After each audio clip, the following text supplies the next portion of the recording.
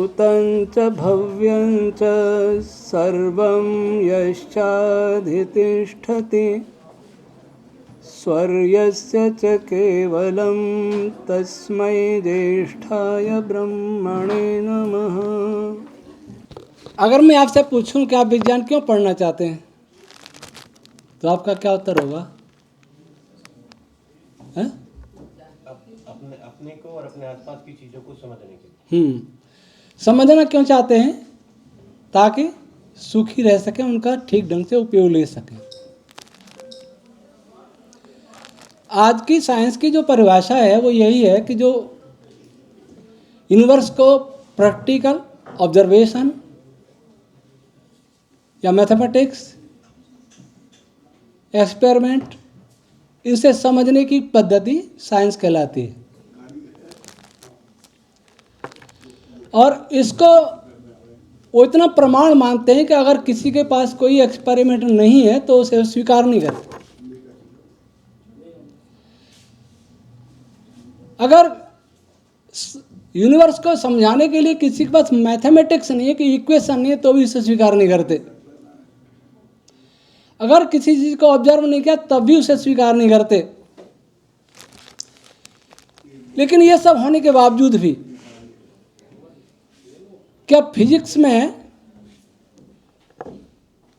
कोई भी थ्योरी ऐसी है जो दूसरे का विरोध नहीं करती? यहाँ बिग बैंग मॉडल भी है, इटर्नल यूनिवर्स की थ्योरी भी है, एक्सपेंडिंग यूनिवर्स भी है और इसके विरुद्ध भी है। सबके अपने एक्सपेरिमेंट हैं, सबके ऑब्जर्वेशन हैं, सबके तर्क हैं, सबके मैथमेटिक्स है और दोनों विरोधी भी हैं। ऐसा क्यों है? ऐसा इसलिए कि कहीं ना कहीं साइंस में बहुत बड़ी भूल हो रही है। दूसरी बात, साइंस को पढ़ते हुए इस वर्तमान साइंस को इस समय एक चरम सीमा पर चल रहा है। टेक्नोलॉजी की दृष्टि से काफी आगे बढ़ रहे हैं। लेकिन क्या आप सोचते हैं कि पिछले लगभग 20 वर्ष में फिजिक्स में कोई बड़ा अनुसंधान नहीं हुआ है? क्वार्क पर जाकर रुक गए। क्वार्क, फोटोन, इलेक्ट्रॉन, ये फंडामेंटल पार्टिकल कहे जाते हैं, जबकि इनमें से कोई फंडामेंटल पार्टिकल हो ही नहीं सकता। अगर मैं पूछूं अप क्वार्क और डाउन क्वार्क में क्या अंतर है, या पार्टिकल एंटी पार्टिकल में क्या अंतर है, आप बताएंगे? चार्ज का अंतर है, मास का अंतर है, स्पिन का अंतर है, ये बताएंगे ना? ये अंतर क्यों है? मैं से हटके बोल रहा हूं, मुझे लगा कि सब साइंस के, इसलिए कुछ साइंस की बातें भी करूं। एक नमक का क्रिस्टल है, एक चीनी का मिश्री का क्रिस्टल है, दोनों का रंग एक है, लेकिन एक मीठा एक नमकीन है। क्यों है अंतर? क्योंकि उनके इंटरनल स्ट्रक्चर में अंतर है, उसके कंटेंट्स भिन्न भिन्न है, इसलिए स्वाद में अंतर है, गुण में अंतर है।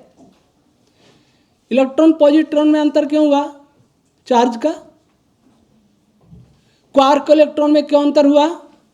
चार्ज और मास का। फोटोन में न चार्ज न मास मानते, तो सारे फंडामेंटल कैसे हो गए? फंडामेंटल वही चीज होगी जो एक जैसी होगी। इनके अवश्य कंटेंट्स हैं जिनको हम नहीं जानते। उन कंटेंट्स के भेद के कारण ही इनके गुणों में भेद है।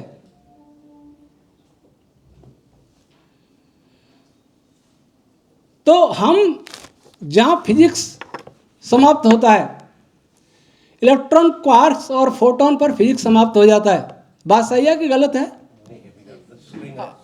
स्ट्रिंग, लेकिन स्ट्रिंग के बारे में बहुत सारे विवाद हैं। वैदिक फिजिक्स यहां से प्रारंभ होती है। जो प्रोफेसर पांडे जी बता रहे थे पंच महाभूतों की, वास्तव में पंच महाभूत ये नहीं है जिसको समझा जा रहा है। जहाँ भी पंच महाभूतों की चर्चा हुई है वो इंग्लिश में किसी ने ट्रांसलेट किया है, चाहे पश्चिमी दर्शन हो या भारतीय दर्शन हो, सबने आकाश वायु को एयर कहा, आकाश को स्पेस कहा, अग्नि को फायर कहा और जल को वाटर कहा और पृथ्वी को अर्थ कहा। ये बिल्कुल गलत है। आकाश को स्पेस कहा वो ठीक है। आकाश भी दो प्रकार का है, एक तो एम्प्टीनेस, वो कोई पदार्थ नहीं है, लेकिन एक महाभूत आकाश वो स्पेस है जो कर्व होता है, डिस्टॉर्ट होता है। और जो वायु है वो एयर नहीं है, वायु वह है जिससे अग्नि बनता है। अग्नि का अर्थ होता है जो जिसको आप एलिमेंट्री पार्टिकल कहते हैं। क्वार्क, इलेक्ट्रॉन, फोटोन ये अग्नि है। और वायु कहेंगे वर्तमान भाषा में कुछ समानता से कह सकते हैं वैक्यूम एनर्जी, डार्क एनर्जी। अगर मैं आपसे कहूं कि वैक्यूम एनर्जी क्या होती है, कोई निश्चित परिभाषा नहीं है फिजिक्स में। ये कहेंगे ऐसी एनर्जी सब जगह भरी हुई है, वैक्यूम को भरे वो वैक्यूम एनर्जी। डार्क एनर्जी वो भी वैक्यूम में ही भरी हुई है। तो वायु तत्व वैक्यूम एनर्जी का रूप है। इसमें डार्क एनर्जी, वैक्यूम एनर्जी दोनों समा जाएंगे। लेकिन आपकी डार्क एनर्जी अभी निश्चित नहीं वो क्या करती है। गैलेक्सी फैल रही है, दूर जा रही है, ये ठीक नहीं है। और बिग बैंग में बता दूं, फिजिक्स का सबसे बड़ा झूठ है। मैंने बीआरसी में टीआईएफआर में बहुत लोगों से पूछा, बिग बैंग पर इतने प्रश्न है कि उनका उत्तर किसी के पास नहीं है, उसकी चर्चा नहीं करूंगा। फिर आता है जल, जल वाटर नहीं है, उसको भी कह सकते हैं, लेकिन आयंस और एटम्स ही जल हैं, आपस जिसको बोलते हैं वैदिक भाषा में आपह। और पृथ्वी कहते हैं मॉलिक्यूल्स को। ये 5 महाभूत हैं। तो साइंस, जितना साइंस विकसित हो रहा है उतना संसार दुखी हो रहा है। क्या आप जानते हैं? आज से 100 वर्ष पहले पर्यावरण शुद्ध था। पर्यावरण से हम सोचते हैं पृथ्वी, जल और वायु, इतना ही समझते हैं। इतना ही पर्यावरण नहीं है।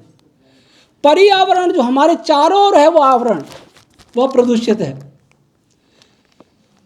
आकाश भी पर्यावरण का एक भाग है। आकाश के बाद आकाश जिससे बनता है वह भी पर्यावरण का भाग है, और वह जिससे बनता है वह भी पर्यावरण का भाग है। सभी प्रदूषित हो रहे हैं। क्यों हो रहे हैं? आज साइंस में दोष ये आ गया कि साइंस थोड़ा जान करके तुरंत टेक्नोलॉजी का निर्माण करता है। टेक्नोलॉजी को साइंस बताना पूंजीपतियों का षड्यंत्र है। हर टेक्नोलॉजी पूंजीपतियों की देन है, उन्हीं के हित के लिए है। और हर टेक्नोलॉजी किसी न किसी प्रकार से रोग पैदा कर रही है। साइंस को जितना अप्लाई किया जा रहा है किसी भी क्षेत्र में, उतनी हानि हो रही है। कारण क्या है? महर्षि दयानंद ने विज्ञान की परिभाषा बताई, ज्ञान कर्म उपासना। ज्ञान में आ जाता है जो आप साइंटिस्टों के विचार हैं, ऋषियों के विचार हैं, उनको जानना। कर्म में प्रैक्टिकल ऑब्जर्वेशन, वो टेस्टिंग, वो सारे आ जाते हैं। अच्छा, मान लीजिए मेरे पास मीटर स्केल नहीं है और तब तक मैं ये कह नहीं सकता कि ये छत कितनी ऊंची है। जिसने बनाई है वो कह देगा कि 10 फीट ऊंची है, तो आप मानेंगे नहीं, क्योंकि आपके पास मीटर स्केल नहीं है। ये साइंस की कमी है। प्रैक्टिकल मैथमेटिक्स ऑब्जर्वेशन की सीमा से परे भी संसार है, लेकिन साइंस एक डिसिप्लिन के नाम पर, सिस्टम के नाम पर इन 3 से आगे बढ़ना नहीं चाहता। इसके लिए ऋषि ने कहा उपासना करके अंत प्रज्ञा को जागृत करें। अभी वो प्रोफेसर पांडे साहब बता रहे थे, टेस्ट सबके अलग अलग आते हैं, डायग्नोसिस कराओ तो लैब के, एक ही ब्लड है, लेकिन एक ही रिपोर्ट लेकर के 10 फिजिशियन के पास जाइए, सब अलग अलग दवाई लिखते हैं। जिस फिजिशियन का जितना तर्क शक्ति होगी, ऊहा होगी, जितना उसको अनुभव होगा, उतना अच्छा करेगा होगा। इसका अर्थ हुआ कि प्रयोग, परीक्षण, प्रेक्षण, मैथमेटिक्स, इसके पीछे भी उसके अंदर तर्क शक्ति होनी चाहिए, ऊहा शक्ति होनी चाहिए, अंतः प्रज्ञा होनी चाहिए। नहीं तो सब साइंस के प्रैक्टिकल भी गलत परिणाम देंगे, ऑब्जर्वेशन भी गलत देंगे, टेस्ट भी अलग देंगे। आपने कितने ही परीक्षण कर लिए हैं, उसके परिणाम को एक परीक्षण विपरीत हो गया तो सारी आपकी थ्योरी गलत हो जाएगी। तो तर्क और ऊहा का होना अनिवार्य है, इसको कहा उपासना के द्वारा प्राप्त होगी। उसके बाद एक बात और कही कि साइंस वह है, ऋषि दयानंद ने, जो सबके हित में हो। अगर विज्ञान से हित नहीं होता, मनुष्य का नहीं, सभी प्राणियों का हित नहीं होता, तो वो विज्ञान नहीं है। क्या हमारा हित हो रहा है? सुख सुविधाएं बढ़ी लेकिन हम सुखी नहीं हुए, शांति नहीं हुई, अशांति, भय सारे संसार में व्याप्त है। उसका मूल कारण यह है कि हम मूल तक नहीं पहुंचने का प्रयास कर रहे। आपके यहां कितने फोर्स हैं? 4। चारों में क्या, और मैं उन फोर्स का ये पूछूं कि ये कैसे काम करते, क्यों काम करते हैं, जिसका उत्तर फिजिक्स के पास नहीं है। पॉजिटिव नेगेटिव 2 चार्ज दोनों निकट आए, वर्चुअल फोटोन पैदा हुआ बीच में, और वो एक्सचेंज हुआ और इलेक्ट्रोमैग्नेटिक फोर्स पैदा हुआ। लेकिन मैं पूछूं, फोर्स पहले या फील्ड? कोई फील्ड होगा, इलेक्ट्रोमैग्नेटिक फील्ड होगा तो इलेक्ट्रोमैग्नेटिक फोर्स पैदा होगा, लेकिन फोर्स, वो फील्ड पैदा क्यों हुआ? पॉजिटिव नेगेटिव में से कौन सी इंफॉर्मेशन एक दूसरे को जा रही है, वो क्या है? फ्लो। किसका फ्लो? इलेक्ट्रॉन्स का फ्लो नहीं होगा। इलेक्ट्रॉन पॉजिट्रॉन के बीच में किसका फ्लो होगा? इलेक्ट्रॉन और प्रोटॉन को ही रख दें, उनके बीच में किसका फ्लो होगा? क्यों अट्रैक्ट हो रहे हैं? फोटोन क्यों इलेक्ट्रॉन क्यों अट्रैक्ट होता है?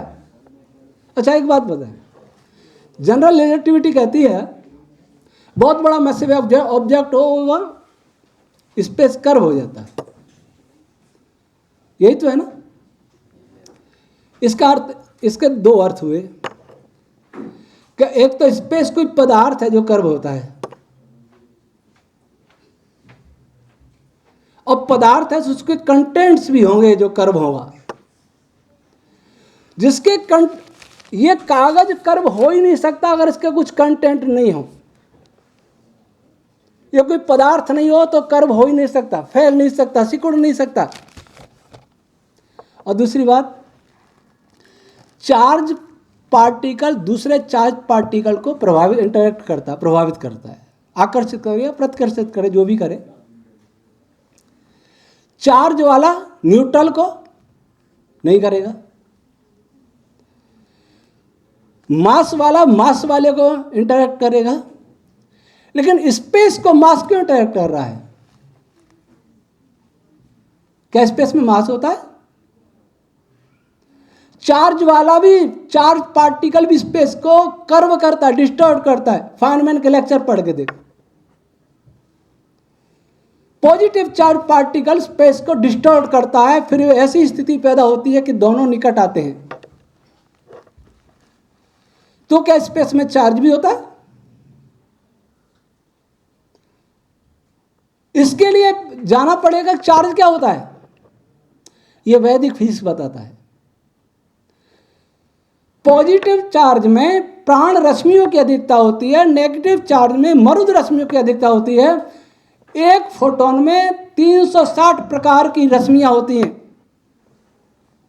और क्वार्क्स में 480 प्रकार की। पॉजिटिव चार्ज में और नेगेटिव चार्ज में उन रश्मियों का अंतर, उन कंटेंट्स का अंतर है, इसलिए एक पॉजिटिव एक नेगेटिव है। एक में मास कम, एक में मास में ज़्यादा है। मैं अगर TIFR गया, उस समय इसके प्रयोग चल रहा था जिनेवा में, तो वहाँ सीनियर प्रोफेसर थे, वो वहाँ जिनेवा में उस प्रयोग में सम्मिलित थे। मैंने उससे पूछा कि मास का कारण हिग्स बोसोन, हिग्स बोसोन के मास का कारण क्या? हिग्स बोसोन मास इटर्नल है, हिग्स बोसोन इटर्नल है और उसका मास इलेक्ट्रॉन से हजारों गुना है। शायद प्रोटॉन से 130 ऐसा कोई गुना है, तो इलेक्ट्रॉन से बहुत गुना हो गया। उसमें मास नहीं है इलेक्ट्रॉन में, लेकिन उसमें मास, इतना बड़ा मास कैसे मान सकते हैं आप? उसका कारण, इन सब बातों का उत्तर केवल वैदिक रश्मि सिद्धांत दे सकता है। उसकी मैं चर्चा नहीं करूंगा, जैसे पांडे साहब कह रहे थे 3-4 घंटे का, वैसे मेरा विषय भी 3-4 घंटे का इसलिए है क्योंकि वो बिल्कुल नया है। कैसे सृष्टि बनती है, कहाँ से बनती है, ये मूल तक नहीं पहुंचेंगे तो यूनिफाइड फोर्स का पता ही नहीं लगेगा। जो नो एनर्जी की बात चल रही थी, मैं कहूँगा सबकी एनर्जी, एक एनर्जी से सभी एनर्जी पैदा हुई। वो कौन सी एनर्जी है? कौन? हमारे वेद विज्ञान जो आलोक मेरा ग्रंथ है, यहाँ के पुस्तकालय में है, वैदिक रश्मि थ्योरी नाम से इंग्लैंड, यूरोपियन संघ के देश और अमेरिका में कॉपीराइट है, और भारत में वेद विज्ञान आलोक नाम से है। Cosmology, astrophysics, quantum field theory, plasma physics, string theory वालों को वो पुस्तक अवश्य पढ़नी चाहिए, पर है बहुत कठिन। तो उसमें 9 प्रकार के फोर्स बताए। 9, आप 4 प्रकार के मानते हैं, वेद विज्ञान आलोक में मैंने 9 प्रकार के फोर्स बताए। जैसे अगर मैं पूछूं स्पेस जिससे कर्व हो रहा है, वो कौन सा फोर्स है? मास के बीच में तो ग्रेविटेशन फोर्स है, स्पेस और मास के बीच में। और फिर पॉजिटिव नेगेटिव के बीच में जो वर्चुअल फोटोन पैदा हुआ, या कोई भी मीडिएटर पार्टिकल, किन्हीं 2 पार्टिकल्स के बीच में पैदा हुआ।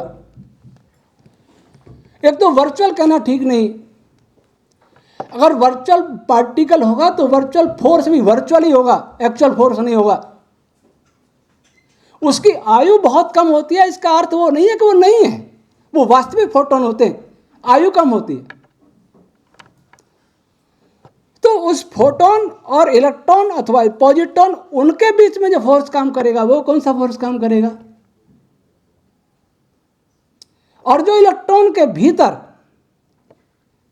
जो कंटेंट्स हैं, वो इलेक्ट्रॉन के, क्वार्क से, फोटोन के, उनके कंटेंट्स के बीच में जो फोर्स काम करेगा, वो कौन सा फोर्स काम करेगा? तो वे जो 9 फोर्स की बात कर रहा हूं, वो आपके 4 फोर्स हमारे 1.5 फोर्स में समाहित हो जाते हैं। 7.5 फोर्स हमारे ज्यादा है। और निरुक्त शास्त्र में बल के 28 नाम दिए हैं, 28 प्रकार के फोर्स। लेकिन सभी प्रकार के फोर्स चेतन से उत्पन्न हो सकते हैं, जड़ में कोई बल नहीं होता। फाइनमैन ने फोर्स को मैटर का एक प्रॉपर्टी कहा है, लेकिन मैटर मूल क्या है? मैटर का मूल क्या है? Origin, initial state of universe क्या है?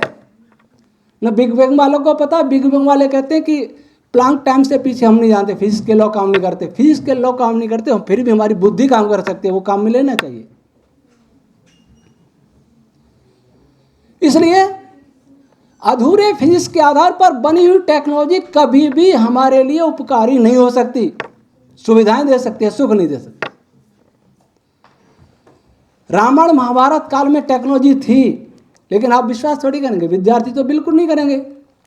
विद्यार्थी सोचेंगे वो अमेरिका का व्यक्ति बताए तो हम मानेंगे, तो अमेरिका के व्यक्ति की बात भी सुन लो। एंटी ग्रेविटी एक पुस्तक है डेविड हैचर चिल्ड्रेस की, माननीय डॉक्टर सत्यपाल सिंह ने इसको कोट किया था संसद में, फिर मैंने उस पुस्तक को मंगाया, एंटी ग्रेविटी। उसमें लिखा है कि चीन में समरांगण सूत्र, उसकी कुछ पांडुलिपियां मिली संस्कृत भाषा में, और भी कुछ मिली।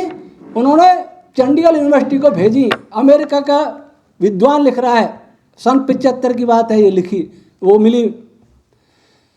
पंजाब यूनिवर्सिटी ने उसका अनुवाद करके IISc बेंगलोर को बताया और वापस चीन को भी बता दिया। चीन वालों ने स्पेस प्रोग्राम उसके आधार पर अपना निर्माण किया और IISc बेंगलोर के वैज्ञानिकों ने कह दिया इसमें कुछ नहीं है, और चीन हमसे आगे बढ़ गया। उस पुस्तक में डेविड हैचर चिल्ड्रेस कहता है कि एंशिएंट इंडियंस, उनके पास ऐसे विमान थे जो इंटरस्टेलर शब्द है उसमें, आप अर्थ समझ गए। आज कोई इंटरस्टेलर कोई विमान नहीं है किसी के पास, एयर ऐसा स्पेसक्राफ्ट किसी के पास नहीं है दुनिया में, सोच भी नहीं रहा है। अभी तो सोच रहे हैं मंगल पर जाएंगे, चंद्रमा पर जाएंगे, सोच रहे हैं। उसका क्या आवेश था। उन्होंने यह भी लिखा है कि श्री अयोध्या के राम, उनका विमान जब चलता था तो 2 सूर्यों जैसा प्रकाश करता था। हम रामायण में तो कहीं नहीं है। क्यों डॉक्टर साहब, कहीं भी रामायण में नहीं है। उस चिल्ड्रंस भीम के पास भी ऐसा विमान था। इसका अर्थ है कि कोई रामायण अमेरिका में है जिसमें ये सारी बातें लिखी है। अपना आदमी तो गप्पे भी मार सकता है, हमारे पूर्वज हैं, लेकिन विदेशी कभी प्रशंसा झूठी नहीं करेगा हमारे देश की। उन्होंने यह भी लिखा है कि राम का युद्ध चंद्रमा पर लड़ा गया असुरों के साथ, और असुर का नाम भी दिया। वाल्मीकि रामायण में कहीं भी नहीं है। चंद्रमा पर युद्ध लड़ने का क्या कोई सोच भी सकता है? इसलिए विद्यार्थियों ये मत सोचना कि पहले कुछ भी नहीं थे, लेकिन उस टेक्नोलॉजी के होते हुए भी कहीं भी किसी प्रकार का कोई प्रदूषण नहीं था, क्योंकि वो पूर्ण विज्ञान पर आधारित थी। उसमें भौतिकी पूर्ण थी। एक ग्रीक साइंटिस्ट से मेरी बात हुई दुभाषिया के माध्यम से। मैंने जब कहा कि आप जो एलिमेंट्री पार्टिकल की बात कर रहे हैं, जिस पर बात आई क्वांटम फिजिक्स के थे, और उनका ब्रेन पर रिसर्च था, अलेक्जेंडर के वंशज बता रहे थे वो। तो मैंने कहा हम इससे 6 स्टेज पीछे की बात करते हैं, क्वार्क से, फोटोन से। आश्चर्य पड़ गए कि इस ग्रह पर आप अकेले व्यक्ति हैं जैसी बात कर रहे हैं। तो Vedic physics in eternal particle, elementary particle जिनको कहा जाता है, फोटोन कहा जाता है, उससे 6 स्टेज पीछे की बात करते हैं। तो आप देख लीजिए फिजिक्स कहां खड़ा है। और जब 6 स्टेज पीछे चले जाएंगे तो आपको चेतना का दर्शन होगा, चेतना की अनिवार्यता का अनुभव होगा। इसलिए फिजिकल साइंस, स्पिरिचुअल साइंस दोनों एक हैं। 4 बलों के पीछे जाएंगे तो आपको एक बल काम करता मिलेगा। सभी एनर्जीज के पीछे जाएंगे, एक एनर्जी काम, वो चेतन की एनर्जी होगी। ऐसा नहीं है जड़ नहीं है। प्रकृति, ईश्वर, जीव 3 अनादि सत्ता हैं, लेकिन संपूर्ण ब्रह्मांड को चलाने में ईश्वरी चेतना का बल अनिवार्य है। इसके बिना हम क्वांटम फील्ड थ्योरी को पूरी तरह समझ ही नहीं पाएंगे। वेद विज्ञान आलोक को आप देखेंगे जिनके पास क्वांटम फील्ड थ्योरी सब्जेक्ट होगा, पहले अध्याय से फोर्स शुरू होता है और 40वें अध्याय तक जाता है, वहां समाप्त होता है। बीच बीच में दूसरे विषय भी आते हैं, तारे बनने की प्रक्रिया, आकाशगंगा, सारी गैलेक्सियां कैसे कैसे टिकी हुई हैं, कैसे उसमें तारे सारे घूम रहे हैं, वो सारा उसमें बताया है। तो कहने का तात्पर्य है कि फिजिक्स अपने मूल में नहीं जा रहा। फिजिक्स सिस्टम की सबसे बड़ा उत्तरदायित्व है संसार में कि वो फिजिक्स को मूल तक ले जाएं तो सारी टेक्नोलॉजी सुधर जाएगी, और मूल तक जाएंगे तो चेतना मिलेगी, अध्यात्म आपके साथ तुरंत मिल जाएगा। आप फिर ईश्वर की और आत्मा की और इसको कल्पना नहीं कर पाएंगे। इसी प्रकार से जितने भी संसार के संप्रदाय हैं वो सभी एक दूसरे के विरोधी हैं। एक अपनी प्रशंसा करता है, दूसरे की निंदा करता है। वो सारे संप्रदाय अपनी जड़ों को देखेंगे कि मूल में क्या था। कुरान भी कहता है कि मूल में सब इंसानों का एक मजहब था, बाइबल भी ये कहता है। तो मूल में एक था, उसकी ओर क्यों नहीं जाते? ये सब जानते हैं कि वेद सबसे पुराना है। अब मैं वेद की थोड़ी बात कर लूं। वेद आपने सोचा 4 पुस्तक हैं, ये वेद है, ये सही है, पर उन पुस्तक में जो मंत्र हैं वो कहां से आए? मान लीजिए अगर मैं आपसे पूछूं कि इनिशियल स्टेट ऑफ यूनिवर्स क्या है, तो कोई नहीं जानता, पर क्या हो सकती है तो विचार सकते हैं। इनिशियल स्टेट ऑफ यूनिवर्स वह होगी जिसमें कोई गति नहीं होगी, मोशन नहीं होगा, कोई चार्ज नहीं होगा, कोई लाइट नहीं होगी, कोई ध्वनि नहीं होगी, कोई कंपन नहीं होगा, कुछ भी नहीं होगा। उसका नाम है eternal initial state of universe, प्रलय, प्रकृति अवस्था। और उस अवस्था में सब कुछ शांत था। बिग बैंग इटर्नल, जो इटर्नल यूनिवर्स की बात करते हैं उनसे मैं पूछूं कि इटर्नल यूनिवर्स का अर्थ क्या है? क्या तारे इटर्नल हैं? क्या ग्रह इटर्नल हैं? क्या उपग्रह इटर्नल हैं? क्या नहीं, ये तो नहीं है। तो क्या मॉलिक्यूल इटर्नल हैं? ये भी नहीं है। क्या एटम इटर्नल हैं? वो भी नहीं है। क्या क्वार्क इटर्नल हैं? वो क्या ये है। जो किसी पदार्थ से मिलके बनता है वो इटर्नल हो ही नहीं सकता, क्योंकि उसके बीच में फोर्स काम कर रहा होता है, और जब फोर्स काम करता है वह गति भी होती है, और गति कभी इटर्नल नहीं हो सकती। तो इटर्नल स्टेट ऐसी होगी जिसमें कोई बल नहीं है, कोई कंपन नहीं है, कोई ध्वनि नहीं है, कोई चार्ज नहीं है, कोई मास नहीं है, न स्पेस है जो कर्वादि होता है, खाली जगह बस है। उस खाली जगह में एक ऐसा पदार्थ है जो एक जैसा है। उसमें सबसे पहले क्रिया क्या होगी? बिल्कुल शांत। सबसे पहले क्रिया हलचल होगी, हलचल। वो हलचल का नाम ही साउंड है। साउंड की परिभाषा देख लीजिए आप। किस पदार्थ में हलचल हो रही है उसी प्रकार की ध्वनि है। ठोस द्रव गैस में हलचल होगी तो हम कान तक सुन पाएंगे, लेकिन कान से आगे, पर्दे से आगे मस्तिष्क तक वो हलचल जाएगी। वो न ठोस के रूप में न जाएगी, न ध्वनि के रूप में, वो न द्रव के रूप में, न गैस के रूप में, इलेक्ट्रिक सिग्नल के रूप में जाएगी। उसके बाद माइंड कैसे उसको किस रूप में ग्रहण करता है, वो एक अलग वाणी है, उसका मीडियम अलग है। जो सुनते हैं उसका मीडियम ठोस द्रव गैस है। जो हम सुन नहीं पाते उसका, हम कानों से नहीं सुन पाते, आगे कान के पर्दे से वहाँ तक जाता है, वो इलेक्ट्रिक सिग्नल है, उसको मध्यमा कहते हैं हमारे यहाँ वैदिक भाषा में। कान के पर्दे तक वो वैखरी है, लेकिन मस्तिष्क भी जड़ है, उसे माइंड सुनता है, माइंड, मन, उसको कहते हैं पश्यंती वाणी। वो किसी टेक्नोलॉजी से अब इस समय डिटेक्ट नहीं की जा सकती। और मन से जो आत्मा सुनता है वो चौथी स्टेज है, जो प्रलय अवस्था में इनिशियल स्टेट में जो वाणी उत्पन्न होती है वो परावाणी उत्पन्न होती है, और इस ब्रह्मांड का सबसे पहला स्पंदन हुआ ओम है। इसलिए ओम ईश्वर का भी नाम है।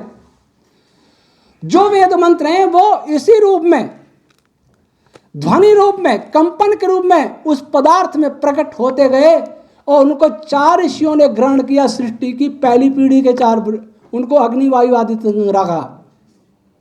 उन्होंने आकाश से ग्रहण किया, ब्रह्मांड से ग्रहण किया, समाधि अवस्था में ग्रहण तो कर लिया, जैसे मोबाइल से तरंग ग्रहण कर लो, लेकिन अर्थ कौन बताएगा?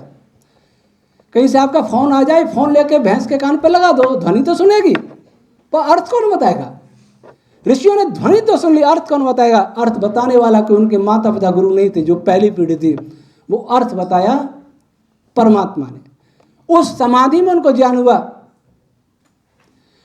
तो वेद कॉस्मोलॉजिकल ग्रंथ है, संस्कृत की भाषा ब्रह्मांड की भाषा है। अगर हमारे पास ऐसी टेक्नोलॉजी हो जो पश्चिमी परवाणी को सुन सके, तो उस लाइट रे में गायत्री सुनाई देगी। गायत्री, जहां श्वेत रंग है ब्रह्मांड में, सफेद रंग, वहां गायत्री है। भूर्व, ये जो मंत्र बोलते हैं ये नहीं, और भी गायत्री, गायत्री छंद। जहां लाल रंग दिखता है वहां त्रिष्टुप छंद, बहुत सारे वेद मंत्रों के त्रिष्टुप छंद हैं। जहां नीला दिखता है वो पंक्ति छंद है। तो इस प्रकार से अलग अलग मंत्रों के रंग भी हैं। अगर मैं पूछूं कि लाल रंग क्यों होता है, आप बताएंगे लाल रंग को परावर्तित किया किसी पदार्थ ने, हमें लाल दिख गया, पर परावर्तित क्यों किया उसने? एनर्जी के रूप में जाएंगे, पर उस एनर्जी का रंग ये क्यों है? वो रंग कहां से आता है? तो ये वैदिक रश्मि सिद्धांत संपूर्ण सृष्टि की व्याख्या कर सकता है, लेकिन सबके लिए एकदम नया लगता है। तो फिजिक्स वाले भी सोचते हैं कि ये क्या है, और संस्कृत वाले भी सोचते हैं यही परिपाटी कहाँ से ले आए। अब आप कहेंगे कि इनको जब टेक्नोलॉजी नहीं है हमारे पास, इसको हम ऑब्जर्व नहीं कर सकते, तो विश्वास कैसे करें? बात आपकी सही है, पर अगर उस रश्मि थ्योरी से आपकी फिजिक्स की समस्याओं के कुछ समाधान हो जाए जिनका आप समाधान नहीं कर पा रहे, अरबों खरबों डॉलर खर्च हो रहे हैं, चाहे सन वाले करें, नासा वाले करें, कोई भी करे, और हम उसका एक मॉडल प्रस्तुत कर दें। पीटर हिग्स ने मॉडल ही तो दिया था। आइंस्टीन की ग्रेविटेशनल वेव की परिकल्पना कितने साल बाद साकार हुई? 2017 में। 100 वर्ष लगे लगभग। हिग्स बोसॉन की जो कल्पना की थी वो कितने साल बाद साकार हुई? उसमें बहुत सारे प्रश्न हैं, उनका उत्तर नहीं है जो मैंने अभी एक तो बताया। 61 साल लगे। 1961 की परिकल्पना 2012 में, और उस परिकल्पना को साकार करने के लिए संसार के सभी साइंटिस्ट लगे। 70 देशों के वैज्ञानिक लगे कि नहीं थे? 8000 वैज्ञानिक और इंजीनियर, तब वो साकार हुई। उसमें भी कितना घाल मेला वो अलग विषय है। तो आज ही आपको वैदिक रश्मि थ्योरी से सब कुछ दिखा दिया, बना दिया जाए, ये संभव नहीं है। पर जब मैं कहता हूं कि द्रव्यमान बड़े, बहुत बड़े मास वाले तारे से स्पेस कर्व होता है, बहुत बड़े क्या, इससे भी कर्व होगा जितनी इसकी क्षमता है। इसका अर्थ मास की परिभाषा अभी तक ठीक नहीं समझी है। स्पेस में भी मास होता है। मास करता है प्रतिरोध, अपनी स्थिति का प्रतिरोध करे, और मास की शुद्ध परिभाषा भी नहीं है। कहीं इनर्शिया के रूप में, कर ग्रेविटेशन एनर्जी के रूप में, यही तो। और मास क्या है? मास की कोई विशुद्ध मास की परिभाषा ही नहीं है। तो स्पेस में भी होता है, क्योंकि स्पेस में भी कंटेंट्स होते हैं, और उसके होने पर भी प्रकाश बिना किसी अवरोध के आता है, इलेक्ट्रोमैग्नेटिक वेव्स। उसका भी कारण है, स्पेस की बनावट ऐसी है। इसका पर कभी हम फिर बताएंगे स्पेस की कैसे बनावट है, कैसे इलेक्ट्रोमैग्नेटिक वेव्स बिना किसी बाधा के चली आ रही, उसकी स्पीड में कोई कमी नहीं आती। एनर्जी में भी बहुत कम, बहुत कम लॉस होता है, बहुत कम।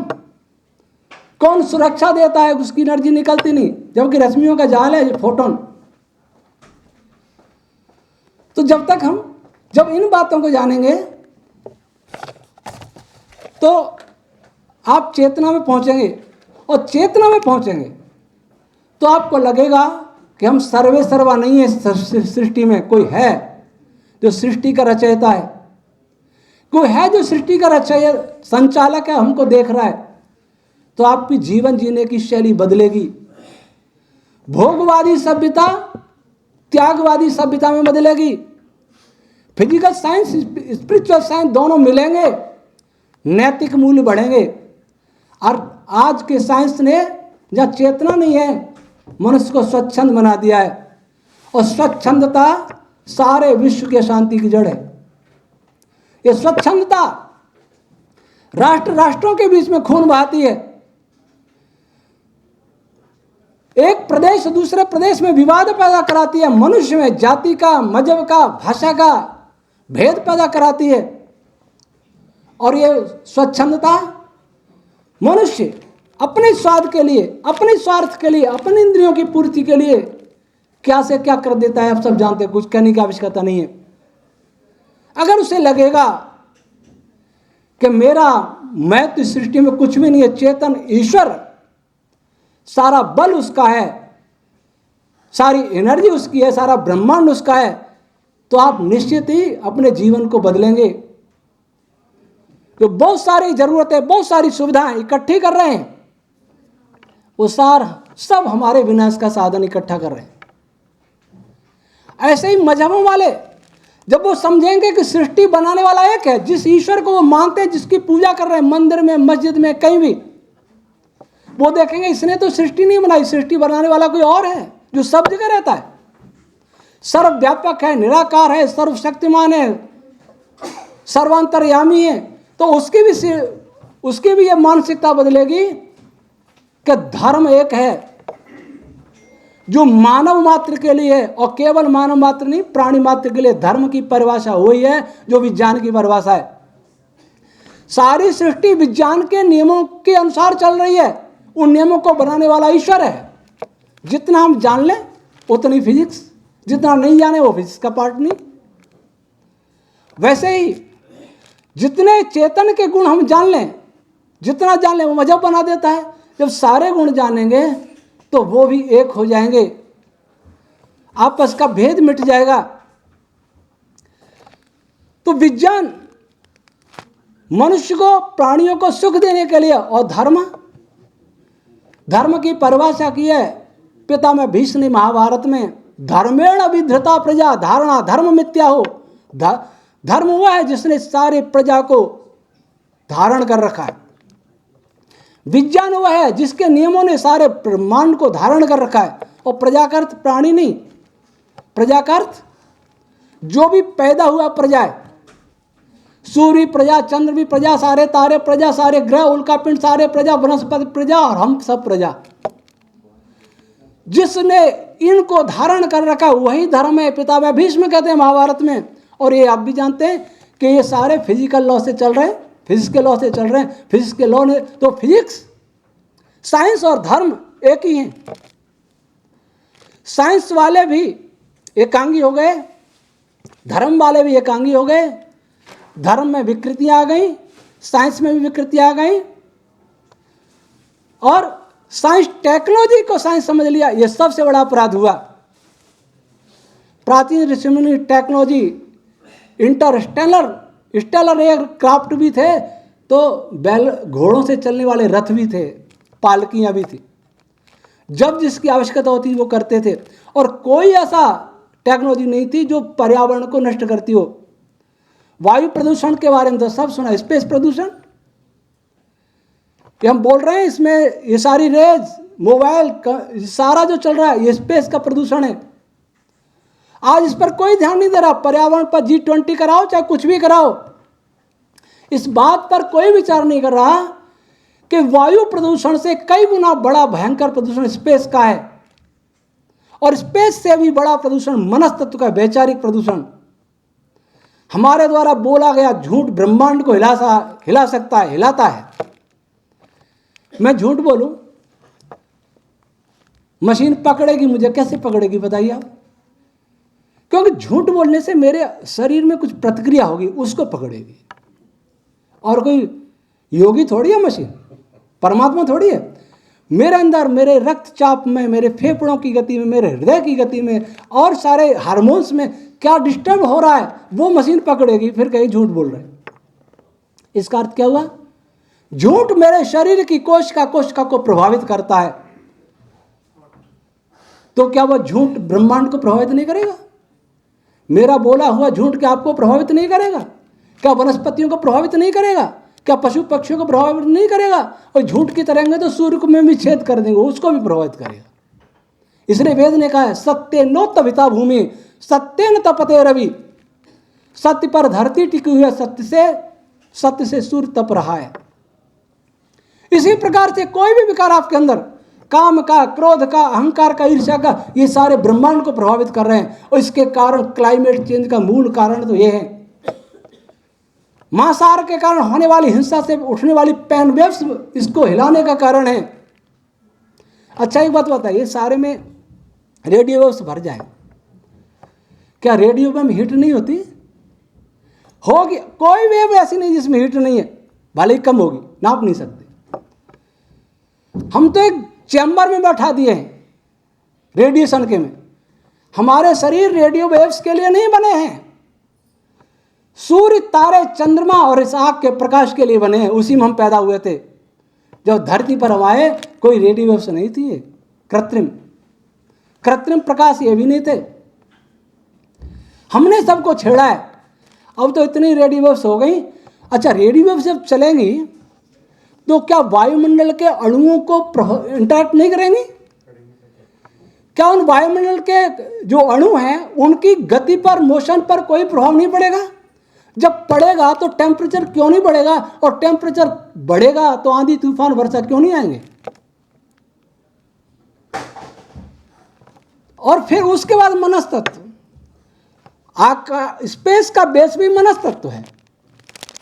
स्पेस हिल रहा है, इसका अर्थ दीवारें हिल रही हैं।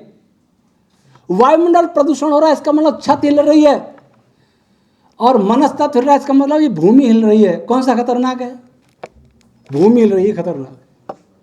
इसके और किसी का ध्यान नहीं है, क्योंकि वो प्रयोग परीक्षण की गणित की सीमा में बंधे। उसके बाद दिमाग को ताले लग जाते हैं, अब सोचना नहीं। या फिजिक्स को, अपने डिसिप्लिन को बदलना पड़ेगा। इस डिसिप्लिन को लागू करने वाले कौन है? मेरे डीएसटी के साइंटिस्ट से बात हुई कि हमारे तो ये डिसिप्लिन है, रिसर्च पेपर लिखिए। बहुत प्रभावित हुए, बहुत सम्मान दिया। डिसिप्लिन को बनाने वाले या तो बहुत बुद्धिमान है, न बहुत बुद्धिमान नहीं है, जो ये सोचते हैं इतना ही साइंस से आगे नहीं है, या फिर इतने बुद्धिमान चालाक हैं कि सारी दुनिया को अपना गोला बनाना चाहते हैं कि इस पद्धति चलोगे तो ही मानेंगे, तो नहीं मानेंगे। तो आज मैं समझता हूं बहुत समय हो गया। साइंस जो वैज्ञानिक हैं उनकी और जो धर्माचार्य उनकी, दोनों की जिम्मेदारी है इस मानवता और मानव प्राणी जगत को बचाने की। दोनों अगर मूल तक जाएं तो अवश्य एक बिंदु पर पहुंच जाएंगे। हम एक ऐसे दो बिंदुओं पर खड़े हैं, यहां तक रास्ता ऐसे जा रहा है, लेकिन यहां खड़े होकर बाउंड्री लगा दी दोनों ने। एक ने आस्थाओं की बाउंड्री लगा दी है, एक ने प्रयोग परीक्षण ऑब्जर्वेशन की बाउंड्री लगा दी है। वो आस्थाओं से आगे नहीं बढ़ता, वो ऑब्जर्वेशन से आगे नहीं बढ़ता। दोनों इससे आगे बढ़ेंगे, सत्य की खोज में चलेंगे तो एक बिंदु पर पहुंच जाएंगे। फिर सारे संसार में सुख हुआ। आशा है अब इसमें से कुछ पूछना हो तो आप पूछ सकते हैं। बहुत समय हो गया इसलिए मैं समाप्त कर रहा हूं। सूर्य के विषय में निरुक्त इतनी जानकारी देगा, इनका आदित्य नहीं देगा। इसरो साइंटिस्ट को मैंने कहा था सूर्य की रचना कैसे हुई, सूर्य के अंदर क्या हो रहा है। सूर्य के अंदर बहुत सारे कुएनुमा सौरकूप होते हैं। सौरकूपों में से पदार्थ बाहर से अंदर जाता है। सूर्य के ऊपर सोलर क्लाउड्स होते हैं। आपके यहाँ होते कि नहीं होते मैं बता रहा हूँ अपने से। और उन क्लाउड से पार्टिकल्स अंदर, जैसे नदी में भंवर कैसे बनते हैं, गहरी नदी में वैसा भंवर बने हुए, उनको सौरकूप कहा है। कूप का जो निर्वचन है ना डॉक्टर साहब, कूप का निर्वचन बीसी साहब निरुक्त में, उसका निर्वचन आप सब दूसरों को देख लीजिए, मेरा देख लीजिए। सौरकूप किस प्रकार से काम करते हैं, किस प्रकार से सूर्य के तल से अंदर की तरफ जो पार्टिकल्स होते हैं जिनको संलयन होना है, वो कैसे वहाँ नदी में पानी की तरह जाते हैं अंदर बहते हुए। और वहाँ सूर्य के 3 भाग है, वैसे तो बहुत भाग है, 26 भाग है। जो न्यूक्लियस है उसके बाहर एक क्षेत्र, उसको संधि क्षेत्र, और शेष सूर्य उसके बाहर। तो सूर्य का जो संधि क्षेत्र उस पर इस प्रकार से घूमते हैं, वो बियरिंग पर जैसे कोई पहिया घूमता है। वो बियरिंग है, वो चालनी का भी काम करता है। कौन से पार्टिकल्स को अंदर आने देना है, कौन से को बाहर फेंक देना है, वहां बड़ा संघर्ष चलता है। वहां कुछ ऐसे प्रतिरोधी बल भी आते हैं, वो रोकते हैं इस लाइन को, पर दूसरे वो आके उसे नष्ट करते हैं। और सौरकूप कैसे बनते हैं और कैसे यहां से वहां शिफ्ट होते रहते हैं। तो सूर्य का इतना उसमें साइंस है, प्लाज्मा फिजिक्स वाले, सोलर फिजिक्स वाले बहुत आनंद उठाएंगे उसका। और कोरोना जो कहते हैं, कोरोना सूर्य के बारे, वो क्या है, वो भी बड़ा रहस्य है ना फिजिक्स में। उसमें बताया कि क्या है, क्यों सबसे ज़्यादा गर्मी है, और उससे बाहर कैसे प्रकाश बाहर आता है, वो इलेक्ट्रोमैग्नेटिक वेव कैसे बाहर आती है, कौन सी अंदर रह जाती है, कौन सी बाहर आती है। ये बहुत सारा विस्तार है निरुक्त में। निरुक्त भी आ जाएगा 4-5 महीने में, उसका नाम है वेदार्थ विज्ञानम। जिन मंत्रों के विवादित भाष्य कर रखे हैं, उनका मैंने 3 प्रकार का भाष्य किया, आदि दैविक, आदि भौतिक, आध्यात्मिक। अन्यथा सभी मंत्रों का एक प्रकार का आदि दैविक वैज्ञानिक अर्थ, और कई कई ऋषि दयानंद के आदि भौतिक मैंने उद्धृत किए उसमें से। तो निरुक्त भी साइंस को, इसमें पार्टिकल की बातें भी, केवल सूर्य की नहीं है। 2000 पृष्ठ बहुत होते हैं। जो स्टिंग की बात कर रहे हैं, स्टिंग से आगे की बातें उसमें, स्टिंग्स भी है, उससे आगे की बातें। तो निरुक्त भी आपको बहुत, संसार के वैज्ञानिकों को बहुत सामग्री देगा रिसर्च के लिए। और मैं चाहता हूं कि संस्कृत वाले और साइंस वाले दोनों मिल जाएं, दोनों 36 का आंकड़ा है। तो आप संस्कृत वाले हैं साइंस वाले हैं? दोनों। मैं तो दोनों, मेरा गुरु परमात्मा है, मेरा गुरु परमात्मा है। फिजिक्स भी ज़्यादा नहीं पढ़ा, लेकिन 11वीं पढ़ता था, रुड़की यूनिवर्सिटी के हेड ऑफ द डिपार्टमेंट मेरे से प्रभावित था, एक भी उत्तर नहीं आ पाता था उनसे। ये कहता था इसको भविष्य में मिलेगा, बहुत प्रभावित थे वो रुड़की यूनिवर्सिटी वाले। 11वीं का छात्र था।